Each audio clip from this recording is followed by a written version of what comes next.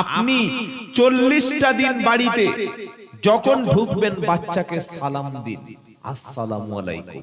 উত্তর দিক আর না দিক আসসালামু আলাইকুম। 10 দিন 15 দিন পরে তখন দেখবেন ছোট বাচ্চাটা এসে আসসালামু আলাইকুম আব্বু বলে বুকে জড়িয়ে ধরবে। কি বলছেন বলেন, বলুন সুবহানাল্লাহ। যখন বাড়িতে খাবার খাবেন দস্তরখানটা পেতে নেবেন। জীবনে কখনো বেহায়ার মতো বাচ্চাদের সামনে বিড়ি সিগারেট খাবেন না। যে বাপ বাচ্চার সামনে বিড়ি খায়, বাচ্চার সামনে সিগারেট খায়, বাচ্চার সামনে খৈনি ডোলে খায়, ওই বাচ্চা যদি বাপের সামনে মদের বোতল এনে ভেঙে খায়, বাচ্চার দোষ আছে? তুমি তো ট্রেনিং দিয়েছো তাকে, তুমি বিড়ি খাওয়া শিখিয়েছো, খৈনি খাওয়া শিখিয়েছো, জর্দা খাওয়া শিখিয়েছো, সিগারেট খাওয়া শিখিয়েছো, নেশা করা শিখিয়েছো। তো বাচ্চা মনে করছে এটা আমাদের কালচার, কি বাচ্চা মনে করছে এটা আমাদের ট্র্যাডিশন, ও তো অটোমেটিক নেশাখোর তৈরি হয়ে যাবে। বছরে একদিন সুদের মদের বিরুদ্ধে বললে কিচ্ছু হবে না বাবা, বাড়িটাকে আপনাকে পাল্টাতে হবে। কারণ বাচ্চা বিবি সবার জন্য ওয়াজ করবেন পিতা। কে ওয়াজ করবে? বাপ। কোথায় লেখা আছে? লুকমান হাকিম বলে একজন জ্ঞানী ব্যক্তি ছিলেন। কোরআন, ওয়া ইদ ক্বালা লুকমান লিবনিহি ওয়া হুয়া ইয়াইযুহু ইয়া বুনাইয়া লা তুশরিকু বিল্লাহ ইন্নাশ শিরকা লাযুলমুন আযীম। 21 পারা সূরা লুকমানের মধ্যে আল্লাহ তাআলা কোরআনের মধ্যে 114টা সূরা দিয়েছে। একটা সূরার নাম হলো সূরা বাকারা। এই বাকারা মানে হচ্ছে গাভী। আরেকটা সূরার নাম হলো সূরা আল ইমরান, এটা একটা সূরা। আরেকটা সূরার নাম হলো সূরা নিসা, নারীদের নামে একটা সূরা। কোরআনে এমন একজন ব্যক্তির নামে আল্লাহ একটা সূরা পাঠিয়েছেন যিনি নবী ছিলেন না, রাসূল ছিলেন না, খুব বড় মাওলানা সাহেব ছিলেন না, পীর সাহেব ছিলেন না, হাজী সাহেব ছিলেন না, মুফতি সাহেব ছিলেন না, কিন্তু এত জ্ঞানী ব্যক্তি ছিল। এই লুকমান হাকিম ছিলেন কালো, লুকমান হাকিম ছিলেন বেটে, লুকমান হাকিম ছাগল চড়াতেন, বকরি চড়াতেন, কিন্তু তার কাজটা, কিন্তু তার বক্তব্যটা, কিন্তু তার ব্যবহারটা আমার আল্লাহ এত বেশি পছন্দ করলেন। লুকমানের নামে আল্লাহ কোরআনের মধ্যে একটা সূরা নাজিল করে দিলেন।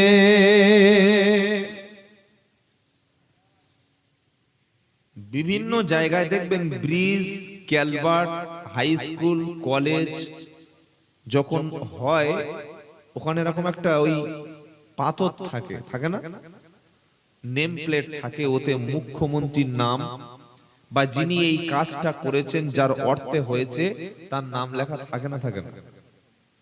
আপনি এই রাস্তাটা যখন হয় বা আরো বড় বড় পিচের রাস্তা, যার নামটা লেখা আছে অমুক ব্যক্তির শুভ উদ্বোধনে রাস্তাটা হলো, অথচ রাস্তাটা হওয়ার জন্য কত শ্রমিক যে ঘাম জড়িয়েছে, কষ্ট করেছে, এই শ্রমিকদের নাম আছে? কারণ নাম থাকবে, তার চেনে না। মুখ্যমন্ত্রীর নাম ঠিক থাকবে। কি বলছেন? এই এলাকার যিনি উন্নয়ন মন্ত্রী তার নাম থাকবে, এমপির নাম থাকবে, এমএলএ এর নাম থাকবে, থাকবে না? থাকবে না? অথচ এমএলএ এমপি এরা অর্থ দিয়েছে ঠিক, কিন্তু কষ্ট করতে হয়নি। আপনি চিন্তা করুন, যখন কোন একটা নাম সামনে থাকছে সেই ব্যক্তির গুরুত্ব আছে না নেই? কি আছে না নাই? তো আল্লাহ সুবহানাহু ওয়া তাআলা লুকমানের নামে যখন একটা সূরা দিচ্ছেন, উনি তো নবী নন, নবী হলেন আলাদা জিনিস। কোরআনের নবীদের নামে সূরা আছে জানেন? একটা সূরার নাম হলো সূরা ইব্রাহিম, তিনি নবী ছিলেন। সুবহানাল্লাহ, সুবহানাল্লাহ বলতে ইচ্ছা করে না? সূরা হুদ বলে একটা সূরা আছে, হুদ একটা জাতির নাম। কি বুঝলেন বলেন? কোরআন শরীফে সূরা মারিয়াম বলে একটা সূরা আছে, ওই মারিয়াম হলেন ঈসা আলাইহিস সালামের মায়ের নাম। সুবহানাল্লাহ বলতে ইচ্ছা করে না? কিন্তু লুকমানের নামে সূরা দিল কেন? এই লুকমানটা এত জ্ঞানী ছিল, এত বড় জ্ঞানী ছিল, তার একটা জ্ঞানের কথা আপনাদের সামনে তুলে ধরছি। লোকটা ছিল কালো, লোকটা ছিল বেটে, লোকটা ছিল খাটো, লোকটা ছিল রাখাল, কিন্তু জ্ঞান ছিল অত্যাধিক বেশি। সেই জ্ঞানের কারণে আল্লাহ তাআলা লুকমানের নামে একটা সূরা দিলেন। জোরে বলুন সুবহানাল্লাহ। একটা লোকের 14টা ছেলে, সবকটা পচা মূর্খ, কেউ স্কুলে যায়নি, কলেজ ইউনিভার্সিটি যায়নি। আরেকটা লোকের 3টে ছেলে, বড় ছেলেটা আইনজীবী মানে লয়ার, মেজো ছেলেটা স্কুল মাস্টার, আর ছোট ছেলেটা ওই ডাক্তারি ট্রেনিং দিচ্ছে, নেট পরীক্ষায় চান্স পেয়ে এমবিবিএস ডাক্তার হয়েছে। এখন বলুন, যা 14টা বেটা তার ক্ষমতা বেশি, না যা 3টে ছেলের মধ্যে একটা ছেলে শিক্ষিত হয়েছে তার কার ক্ষমতা বেশি? একটা। পাড়ায় যদি টাকা দিয়ে পয়সা দিয়ে আইপিএস অফিসার যদি একটা তৈরি করতে পারেন, ডব্লিউবিসিএস অফিসার একটা তৈরি করতে পারেন, কিংবা যদি একটা বড় থানার আইসির মতো বা ওসির মতো যদি একজন তৈরি করতে পারেন, তখন ওই 500 লোক মুসলমান কাঁচা মেরে খালি হাতে লাঠি তিনটে বলছে আয় শালারা বার হয়ে যায়, এগুলো কিচ্ছু বলতে হবে না, খালি একটা আইপিএস অফিসার তৈরি করুন। কি এটা আমরা কখনো ভাবিনি। আমরা কি মনে করি, এই মোল্লাপাড়া গরু খাই, ক্ষমতা আছে, বিশাল কিছু আছে। আরে তোর ক্ষমতা কি করবে? খালি থানা থেকে একটা নোটিশ দিয়ে এখানে মেরে দিয়ে যাবে 144, ব্যাস সব ঘরে ঢুকে যাও। কি বলছেন আপনারা? আমরা কি করি? মনে করি 15-16টা ছেলে, আমার চিন্তা নাই, এদিকে জমি জায়গার অভাব নাই। কিন্তু কেন মুসলমানদের মাথায় আসলো না যে আমার সন্তানকে আমি প্রথম যেটা দেব সেটা হচ্ছে শিক্ষা দেব? কি দেব? শিক্ষা। আজ ইহুদিদের আমরা বলি যে তারা ধ্বংস হোক, বলি না? এই বলছি না, বলি না? বলছি। ইহুদিদের জন্য গোটা পৃথিবী বদদোয়া করছে, এবং কোরআনের নামাজের মধ্যে প্রত্যেক রাকাতে ইহুদি খ্রিস্টানদের জন্য বদদোয়া করা হয়। জানেন আপনারা? জানেন না? নামাজে যখন আমরা নিয়ত বাঁধি কি বলি?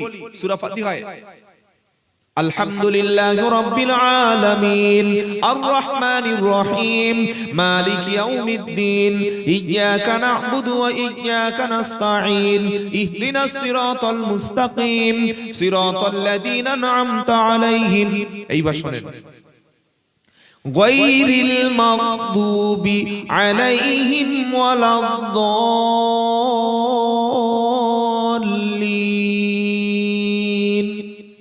সকলে বলুন আমিন। ইমাম যখন সূরা ফাতিহা বলে, আমরা যারা হানাফি মাযহাব মানি, আমরা মনে মনে কি বলি বাবা? আমিন বলবেন, মনে থাকবে ইনশাআল্লাহ।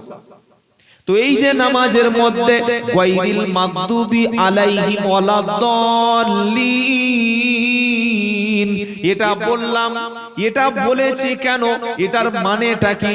কোনদিন কি নামাজের শেষে ইমামকে জিজ্ঞাসা করেছি যে মাগদুবটা কি আর দল্লিনটা কি?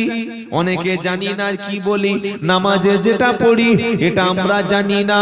আমরা আল্লাহর সামনে নামাজে হাত বেঁধে বলে এসেছি, আল্লাহ ইহদিনাস সিরাতাল মুস্তাকিম, আল্লাহ সঠিক রাস্তায় পরিচালিত করো।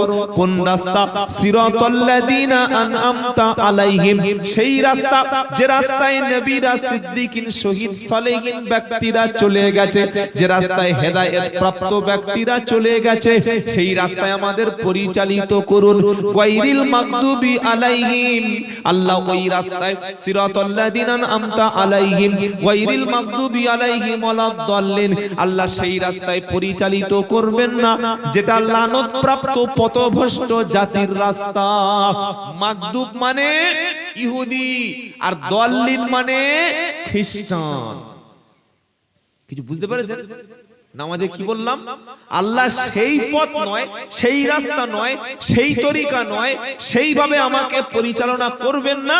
গায়রিল মাগদুব ওয়ালাদ-দাল্লিন, মাগদুব মানে গজবপ্রাপ্ত, ধ্বংসপ্রাপ্ত ইহুদি জাতি, যারা নবীদেরকে হত্যা করেছে।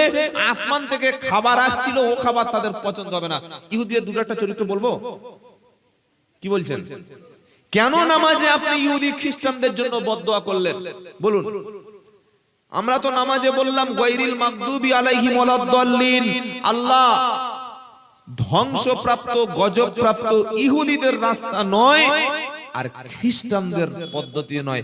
দল্লিন মানে হচ্ছে পথভ্রষ্ট খ্রিস্টানেরা। কত বড় পথভ্রষ্ট, যারা ঈসা আলাইহিস সালামকে বলেছে আল্লাহর পুত্র। নাউজুবিল্লাহ বলেন। আল্লাহর কোন ছেলে আছে? কি বলছেন? কুল হু আল্লাহু আহাদ আল্লাহুস সামাদ লাম ইয়ালিদ ওয়া লাম ইউলাদ ওয়া লাম ইয়াকুল লাহু কুফুয়ান। জোরে বলেন আহাদ।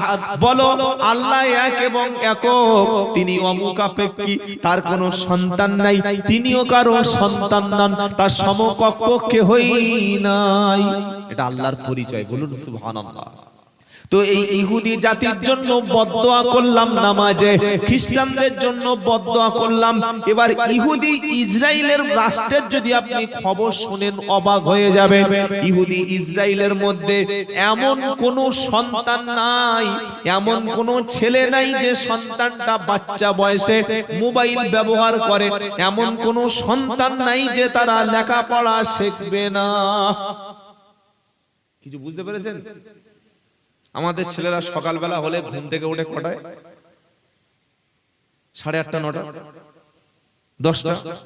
আর এখন মোবাইলের যুগ, মানে 11টা 11:30 সময়। কিন্তু মুসলমানের যে প্রকৃত ইসলাম প্রেমিক হবে না, সে ফজরের সময় তার বেটাকে ডেকে মসজিদে নিয়ে যাবে। বাপ নামাজ পড়ে মসজিদে আসার সময় 10 বছর 8 বছরের বাচ্চাটাকে মক্তবে ইমাম সাহেবের কাছে দিয়ে বলবে, হুজুর আপনি আমার বাচ্চাটাকে নামাজ দিন, ইসলামের যে বেসিক নলেজ যেটা সেটা আপনি শিক্ষা দিন। এটা যেদিন থেকে আপনার মসজিদে চালু করতে পারবেন, সেদিন থেকে ভাববেন যে আপনি একজন প্রকৃত ইসলাম প্রেমিক। আর জলসা দেবেন, মিলাদ দেবেন, আমার লাভ হবে, কিছু খাওয়া হয় তো শেষে হবে, মাইকম্যানের লাভ হবে, প্যান্ডেলওয়ালার লাভ হবে। কিন্তু বছরের পর বছর 20 বছর 30 বছর জলসা দিয়ে যাচ্ছেন, আর মসজিদে মক্তব নাই, বাচ্চারা পড়াশোনার সিস্টেম নাই। এই মসজিদটা হবে স্পেনের মসজিদের মতো, যে স্পেনে 700 বছর মুসলমানরা শাসন করার পরে বর্তমান স্পেনের মসজিদগুলিকে সব গির্জা বানানো হয়ে গেছে। হিসাব কিছু মাথায় ঢুকছে? সারা জীবন তো আমরা সুর দিয়ে বক্তব্য শুনে এসেছি, শুনে শুনে শুনে কান ঝালা পালা। কে বলবে জাতির সামনে কথাগুলো? মসজিদে যদি গির্জা হয়ে যায়, এর চাইতে বড় দুঃখ কি? বাবরিটা যদি রাম মন্দির হয়, জ্ঞানবাপীটা যদি আরেকটা মন্দির হয়, এটা আমাদের কষ্ট লাগছে না লাগে না? লাগছে? এই কষ্ট লাগছে? কষ্ট লাগছে। কিন্তু আপনার মসজিদ যে আবাদ হচ্ছে না, আপনার মসজিদে নামাজ পড়ার লোক নেই, আপনার মসজিদে যে কোরআন পড়ে আছে বাচ্চাগুলো কোরআন জানে না, এটা নিয়ে আফসোস কবে করবেন, কবে ভাববেন, সেটা আপনারা চিন্তা করুন। ইহুদিদের এমন কোন ছেলে নাই যে একটা ছেলে অশিক্ষিত। কিন্তু অনেক মুসলমান আমি দেখাবো, আমার অফিসে, আমার বাড়িতে মাঝে মাঝে অনেকে এসে, কাজীর কাজ আমিও করি, অনেক ডিভোর্স, অনেক বিয়ে অনেক সময় পড়াতে হয়। তো একটা ছেলে এসছে একটা মেয়ে নিয়ে, তার বাপ মা সবাই আছে, আত্মীয় স্বজন আছে, সাক্ষী লাগে। সাক্ষী যতজন এসছে আর ছেলে মেয়ে প্রত্যেকে দেখি যখন বিয়ের সময় সই করতে বলছি, নাম লিখতে বলছি, একটাও নাম লিখতে পারছে না। এই যে হজে যাবে, হাজী সাহেবরা যাচ্ছে তো হজে, এই যাচ্ছে না, যায় না? আল্লাহ আমাদের জীবনে অন্তত একবার করে হজ করার তৌফিক দিক, বলুন আমিন। কারণ হজের বদলা হচ্ছে শুধু জান্নাত আর জান্নাত, বলুন সুবহানাল্লাহ। অনেক হাজী সাহেবকে পাসপোর্ট অফিসে গিয়ে অফিসার বলছে, স্যার বা চাচা মুরব্বি আপনার সব কাগজ রেডি, খালি এখানে একটা সই করে দিন। তখন এই বুড়ো আঙ্গুল বার করেছে কালি দিয়ে। কেন? উনি লেখাপড়া জানেন না। 20 লাখ টাকার মালিক হজ করতে যাচ্ছে, অথচ নিজে হজে যাচ্ছে, নিজের নাম সইটুকু করতে পারছে না। তখন অফিসার মুখের দিকে তাকিয়ে বলছে, আফসোস। কি আর বলবে, তার ডিউটি পালন করছে। 4 লাখ টাকা খরচ করতে পারলেন মদিনায় যাওয়ার জন্য, আর 5,000 টাকা খরচ ইমাম সাহেবের কাছে বসে কোরআন শিখতে পারলেন না, লেখাপড়া শিখতে পারলেন না। তাই আমরা যতই চিৎকার করি আমাদের অধিকার দাও, আমরা কি বলছি? যে আমাদের পশ্চিম বাংলা আমাদের মুসলমানদের এমএলএ কই, পার্লামেন্টে মুসলমান এমপি কই, আমাদের চাকরি কই, আমাদের স্কুল কই, আমাদের কলেজ কই, আমাদের অধিকার কই? অধিকার পাওয়ার আগে যোগ্যতা অর্জন করুন, যোগ্যতা থাকলে তার অধিকার মিলবে। কি বলছেন আপনারা?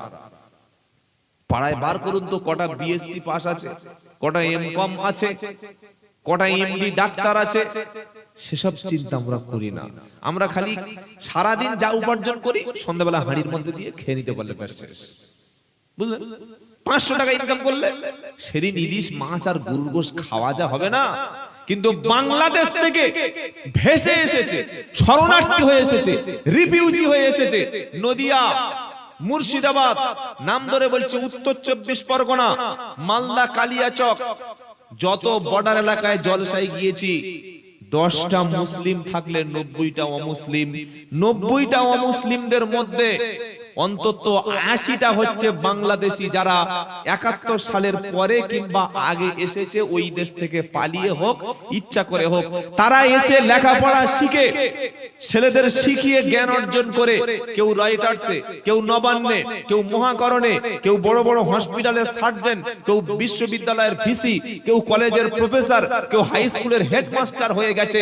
আর আমার জন্ম ভারতবর্ষে, আমার জন্মই পশ্চিম বাংলায়, আমি স্কুলের কেরানি পত্রটুকু অধিকার আদায় করতে পারিনি। আমি স্কুলের যে খাতা কলম বইগুলো স্যারদের কাছে মাস্টার যাওয়ার আগে দিতে হয়, এই অধিকারটুকু আদায় করতে পারিনি। কেন? আমি সব ধরেছি কিন্তু কলম ধরতে শিখিনি।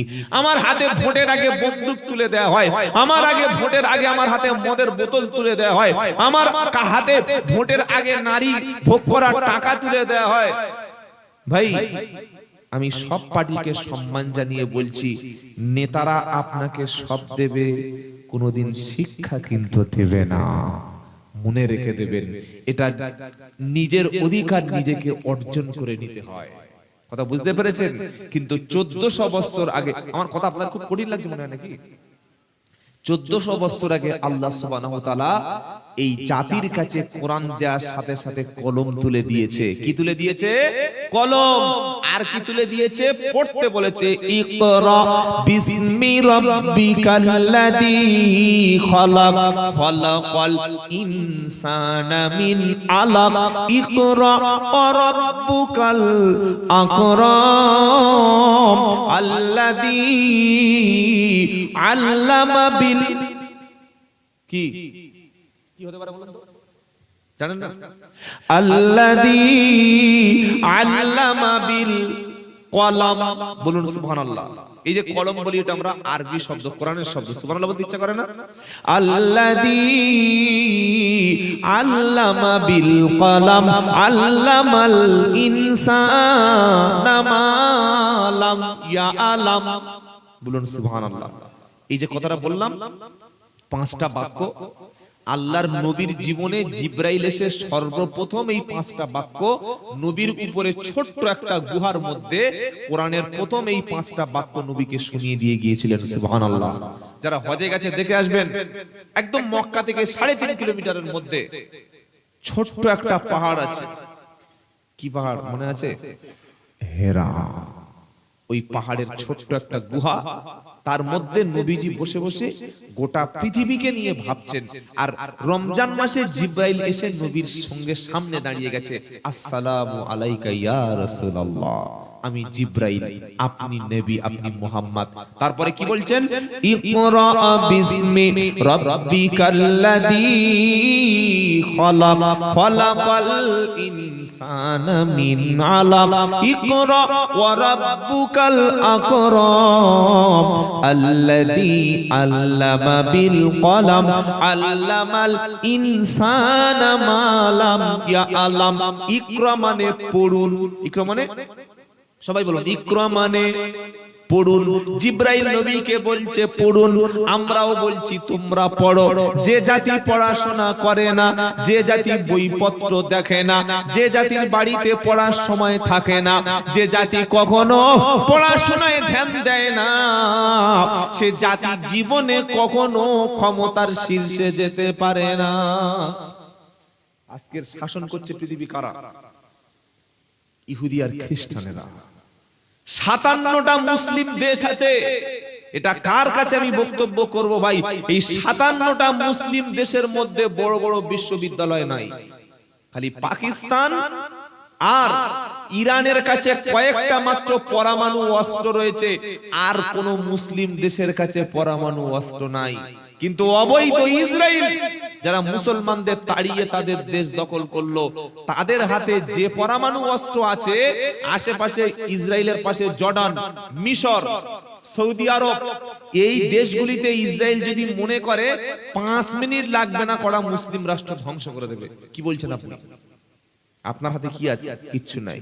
ব্রুজ খলিফা নির্মাণ করলো 124 তলা না 130-140 তলা, কিন্তু দরকার ছিল বিশ্ববিদ্যালয়, দরকার ছিল বড় বড় কলেজ। তাই পায়ে ধরে আমি আপনাদের ছোট্ট ভাই আব্দুল্লাহ জুবায়ের বলে দিচ্ছি, সন্তানকে শিক্ষা দেবেন, লেখাপড়া। কোরআন প্রথম বলছে ইকরা বিসমি রাব্বিকাল্লাযী খালাক। নবী আপনি পড়ুন আপনার রবের নামে। খালাকাল ইনসানা মিন আলাক, যিনি মানুষ সৃষ্টি করেছে আলাক দিয়ে। আলাকটা কি? আলাক হচ্ছে জমাট বাঁধা রক্ত। মানুষের শরীর থেকে যখন বীর্যপাত হয়, এই বীর্যটা নুতফাটা নারীর শরীরে, স্ত্রীর শরীরে রেহেমের মধ্যে প্রবেশ করে। 40 দিন পরে ওটা রক্ত আকারে জমাট বেঁধে জোঁকের মতো ঝুলতে থাকে, যার নাম হচ্ছে আলাক। কোরআন বলছে খলাকাল ইনসানা মিন আলাক, আল্লাহ মানুষ সৃষ্টি করেছেন জমাট বাঁধা ঝুলন্ত মাংস রক্ত পিণ্ড থেকে। এরপরে আল্লাহ পাক বলছেন ইকরা রাব্বুকাল আকরাম, পড়ো তুমি সম্মানিত প্রভুর নামে।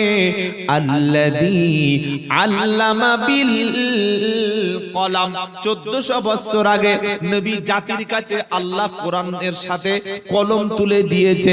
আল্লাযী আল্লামা বিল কলম আল্লামাল ইনসানা মা লাম ইয়ালাম। আল্লাহ বলছে তুমি জ্ঞান অর্জন করো, শিক্ষিত হও কলম দ্বারা, আর সেটা অর্জন করো যেটা তুমি জানো না। আর সন্তানের হাতে যদি বই থাকতো, সন্তানের কাছে যদি শিক্ষা থাকতো, মুসলমানদের কখনো ভিক্ষা করতে হতো না। রাজনৈতিক সমস্ত দল আপনি করুন, আপনার পার্সোনাল ব্যাপার, কিন্তু অশিক্ষিত থাকবেন না। মসজিদ নামাজ পড়ার জায়গা শুধু মসজিদ নয়। আজকের বাংলায় অসংখ্য মসজিদ আছে যে মসজিদে মক্তব চলছে না। মক্তব বুঝতে পারছেন? একটা বাচ্চাকে প্রাথমিক যে ইসলামের শিক্ষাটা কোত্থেকে পাবে? এই জলসা 2 ঘন্টা হয়ে গেল, সব বাড়ি গিয়ে শুয়ে পড়লো, আর মনে থাকবে না। থাকবে? জুমার দিন একটু বক্তব্য শুনলো, মনে থাকবে না। কিন্তু যখন আপনার ছেলেটাকে, আপনার মেয়েটাকে হাতে কলমে ইমাম সাহেব আল্লাহ কোনটা, রসুল কোনটা, কোরআন কোনটা, দিন কি, ইসলাম কি, নামাজ কি, জাকাত কি, কোন পোশাক পরতে হয়, বাপ মার সাথে কি ব্যবহার করতে হয়, কিভাবে খেতে হয়, এটা হাতে কলমে যে ইমাম শিক্ষা দেবে, যে ট্রেনিং এর কোর্স, যেটা ট্রেনিং যেটা দেয়া হয়, ওটার নাম হচ্ছে মক্তবের শিক্ষা। এই শিক্ষা যদি জাতি দেওয়া বন্ধ করেন, অদূর ভবিষ্যতে মসজিদ দাঁড়িয়ে থাকবে, মসজিদ মন্দির হয়ে যাবে, মসজিদ গির্জা হয়ে যাবে, নামাজ পড়া থাকবে না। কেন? বৃদ্ধ মানুষগুলো মারা গেলে নামাজি আর সমাজে খুঁজে পাওয়া অসম্ভব হয়ে যাবে। সেজন্য আমরা আমাদের সন্তানদের হাতে মোবাইলের পরিবর্তে খাতা, বই আর কলম তুলে দেব। বলুন ইনশাআল্লাহ, বলুন ইনশাআল্লাহ। আমাদের সন্তানদের কাছে আমরা আল্লাহ এবং রাসূলের পরিচয়টা। তো যে ইহুদিদের কথা বলছিলাম, ইহুদিদের চরিত্র দেখেন। ওরা বিশ্ববাসীকে বলছে, বিশ্ববাসী সুদের হাতে যুক্ত হও, সুদের সঙ্গে লেনদেন করো, চাকরি করার জন্য, ব্যবসা করার জন্য, ঘরবাড়ি করার জন্য সুদ নাও। কিন্তু এমন একটা ইহুদি দেখাতে পারবেন না যে যারা সুদ খায়। বড় অবাক কাণ্ড। ইহুদি গোটা পৃথিবীতে ছড়িয়েছে যে সন্তান বেশি হলে খাওয়াতে পারবে না, ঝামেলা। কিন্তু ইহুদিদের মধ্যে এমন কোন ইহুদি নাই যে ইহুদিদের 8টা 10টা বাচ্চা নাই। কত বড় নাফরমান জাতি একবার চিন্তা করেন। এই রকম ইহুদিদের জন্য, ইহুদিরা কিন্তু ছিল মুসা নবীর উম্মত। আল্লাহর পক্ষ থেকে আল্লাহ ইহুদিদের জন্য অসংখ্য নবী পাঠিয়েছেন। তার মধ্যে একটা নবীর নাম হলো মুসা আলাইহিস সালাম। বলুন সুবহানাল্লাহ। আমাদের জন্য আসমান থেকে পানি হয়। কোনদিন দেখেছেন আসমান থেকে মাছ, এই আপনার এই বিরিয়ানি পড়ছে দেখেছেন? এই যে আসমান থেকে বড় বড় মুরগিগুলো, গরুর মাংসগুলো ঘরের উপরে পড়ছে, দেখেছেন? কোনদিন হয় না। কিন্তু মুসা নবীর উম্মতের জন্য এই লানতপ্রাপ্ত ইহুদিরা এক সময়, যখন মুসা নবীর উম্মত ছিল বনি ইসরাঈল, তাদের জন্য আসমান থেকে আল্লাহ খাবার বর্ষণ করতেন। বলুন সুবহানাল্লাহ। বললে হুজুর কোথায় লেখা আছে বলো? আল্লাহ তাআলা বলেন ইহুদিদের জন্য আসমান থেকে প্রত্যেক শনিবার সময় করে প্রত্যেক সপ্তাহে তাদের ঘরের সামনে ওয়া আনজালনা আলাইকুমুল গামামা ওয়া আনজালনা আলাইকুমুল মান্না ওয়াস সালওয়া। একটা হচ্ছে মান্না, আরেকটা হলো সালওয়া। মান্না এবং সালওয়াটা কি? মান্না হচ্ছে সেই খাবার যেটা বেঁট ছাতার মতো নরম নরম খাবার, যেটা প্রত্যেক সপ্তাহে প্রত্যেক বাড়িতে এক সপ্তাহের কতটা খাবার লাগবে, সুস্বাদু যুক্ত খাবার, সুন্দর খাবার প্রত্যেক সকালবেলা আল্লাহ তাআলা ইহুদিদের বাড়িতে বাড়িতে, বনি ইসরাইলের বাড়িতে বাড়িতে আসমান থেকে খাবার দিতেন। সালোয়া হচ্ছে পাখির মাংস। একটা মাঠে অসংখ্য পাখির মাংস আল্লাহ সপ্তাহে সপ্তাহে দিয়ে দিতেন। যার যতটুকু সপ্তাহে প্রয়োজন মাংসগুলো সে নিয়ে বাড়িতে রেখে দিত। তাদের কাজ করতে হতো না, ব্যবসা বাণিজ্য চাকরি করতে হতো না। তাদের যে খাবারটা আল্লাহ প্রত্যেকদিন আসমান থেকে সপ্তাহে সপ্তাহে খাবার বর্ষণ করত। জোরে বলুন সুবহানাল্লাহ। আমাদের জন্য সপ্তাহে যদি শুক্রবার জুমার নামাজের পরে যদি দেখেন যে মসজিদের ছাদে যত লোক নামাজ পড়তে গেছে প্রত্যেকের জন্য বাসমতি চাল এক বস্তা করে দিয়েছে, আর প্রত্যেকের জন্য 10,000 টাকা ক্যাশ দিয়েছে, আর 30 কেজি খাসির গোশত আর এক বস্তা করে আলু আর মোটামুটি ময়দা তেল দিয়েছে। তো যা লাগে। এই লোক কোনোদিন মাঠে নেমে কাজ করবে? কি বলছেন? এ কোনোদিন অফিসে চাকরি করবে? কোনোদিন সারাদিন ও কাজের দরকার খালি খাবে আর ঘুমাবে। সুবহানাল্লাহ বলতে ইচ্ছা করে না?